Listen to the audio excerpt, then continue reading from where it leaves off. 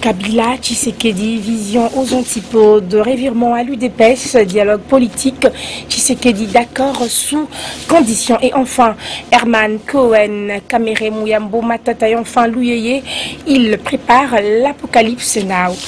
Voilà tout pour les titres, mesdames, messieurs, bienvenue à cette revue de presse.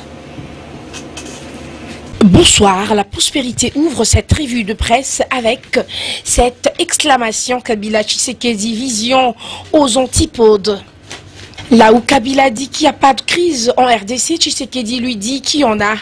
Là où Kabila affirme que les Congolais sont capables de résoudre leurs problèmes en s'assumant comme peuple et comme nation en toute souveraineté, Tshisekedi s'en remet curieusement à Kobler pour lui demander la convocation du dialogue au terme, selon lui, de l'accord cadre d'Addis Abeba. Là où Kabila instruit le gouvernement de doter la CENI des moyens de son action en vue de lui permettre de programmer les échéances électorales, Tshisekedi parle dans une lettre récente de la reconfiguration de la centrale électorale. Voilà quelques éléments d'analyse sur les 10 hommes qui ont marqué l'histoire des élections du 28 novembre 2011. Aujourd'hui, plus de 3 ans remonte le journal. Ils sont loin de bien regarder dans la même direction. Ils sont loin de regarder dans la même direction. L'un est aux commandes du pays, tandis que l'autre, toujours à la touche, réclame à tue-tête l'impérium, même s'il sait par ailleurs qu'il s'engage là dans un combat d'arrière-garde. Le temps et les contextes ayant littéralement bougé les lignes. Quoi qu'il en soit, une constance se dégage. Nombreux sont ceux qui pensent qu'entre Kabila et Tshisekedi, c'est comme le jour et la nuit, car loin d'être parallèles, leurs visions sur l'avenir de la RD Congo demeureront plutôt aux antipodes tant que le dialogue politique constructif, teinté d'un souci de l'embellie et de la réconciliation nationale, n'auront pas été mis à contribution pour sceller un pacte autour du développement du pays. La même information relayée par le potentiel revirement à l'UDPS, dialogue politique, Tshisekedi d'accord sous conditions. Après les concertations nationales de 2013 qui ont abouti le 7 décembre 2014 à la formation d'un gouvernement de cohésion nationale, la classe politique vibre à l'idée d'un dialogue politique. Depuis Bruxelles, Étienne Tshisekedi, président de l'Union pour la démocratie et le progrès social UDPS, adhère au projet. Il innove cependant en les plaçant sous la coordination de Martin Kobler et de la communauté internationale, et ce, dans les termes stricts de l'accord cadre d'Addis Abeba. Aura-t-il du répondant à sa demande, s'interroge le journal. Qu'est-ce qui se trame derrière la demande de l'UDPS, s'interroge de nouveau le journal, et de répondre, l'opinion s'interroge, pourvu que, se dit-elle, l'échéance de 2016 ne soit pas hypothéquée. Et enfin, le maximum boucle cette revue de presse avec cette affirmation. Herman Cohen, Kamere Mouyambo, Matanda Louyeye, il prépare l'apocalypse now. Attendre encore 2 ans, s'interroge le journal, c'est sans doute trop long pour ceux des opposants qui ont choisi de demeurer en dehors des institutions de la République et donc de demeurer sur l'air carreau. Il ne leur reste qu'une alternative, le changement, une notion que l'on doit à l'opposition tshisekédiste des années de la dictature qui signifie à peu près « cède-moi le pouvoir, c'est mon tour, le plus tôt possible, de préférence ». Si un tel tableau pouvait se défendre sous la dictature moboutiste brutalement, c'est vrai, de la coopération occidentale des années 90, on peut se demander si cette transposition à la RD Congo fin 2014 est valable. Mais Herman Cohen n'en encure lui non plus.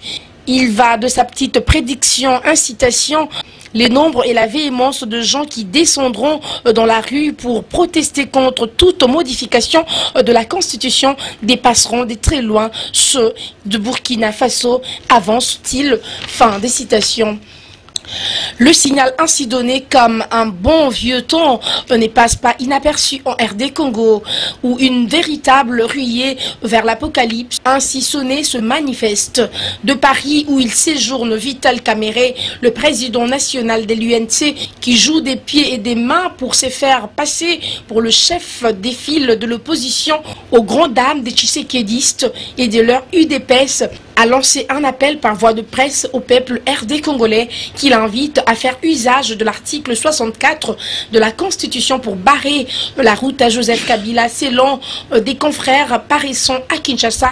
Motif, il ambitionne de s'éterniser au pouvoir. À l'occasion, Kamerhe décrète que la RD Congo est entrée dans une phase décisive de son histoire et peut prouver qu'il n'est pas un peuple naïf. Traduction, c'est un peuple qui s'est joué au Burkinabé et invite instamment à le faire. Vital Kamerhe n'arrête pas depuis plusieurs mois d'en appeler à un nouveau dialogue entre acteurs politiques qui permettrait un nouveau partage du pouvoir avant les prochaines échéances électorales. Ce n'est pas le cas d'un auteur obscur, acteur politique qui, lui aussi, a profité des colonnes des journaux paraissant dans la capitale pour donner de la voix. Norbert Louyeye, ce n'est rien d'autre qu'un ancien secrétaire particulier d'Étienne Tshisekedi de la fin de la décennie 90. De sa formation scolaire ou académique, nul ne sait rien. De son expérience politique, non plus. En dehors du temps passé entre les couloirs de la résidence du leader Maximo Alimété et sa propre demeure quelque part entre les communes de Kasavubu et Bumbu à Kinshasa.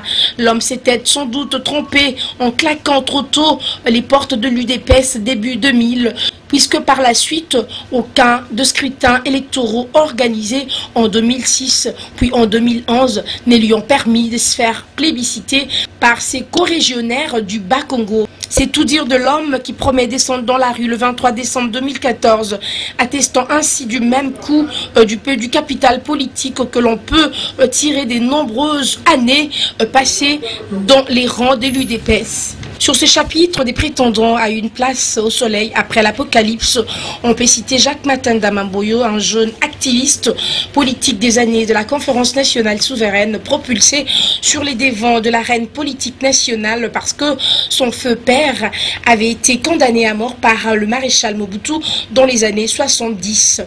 À la fin de la période dictatoriale, décrier cela avait suffi pour rendre Jacques Matanda célèbre.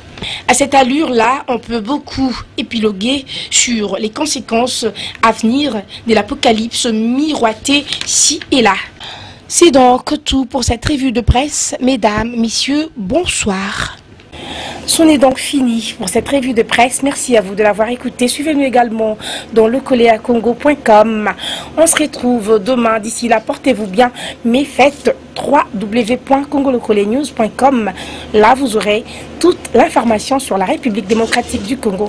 Portez-vous bien. D'ici là, merci.